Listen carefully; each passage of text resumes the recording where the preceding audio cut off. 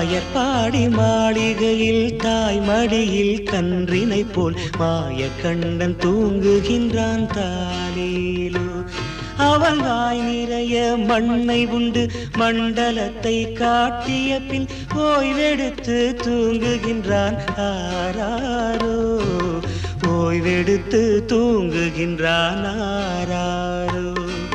ஆயர்பாடி மாளிகையில் தாய் மடியில் கன்றினை போல் மாய கண்ணன் தூங்குகின்றான் தாலேலோ.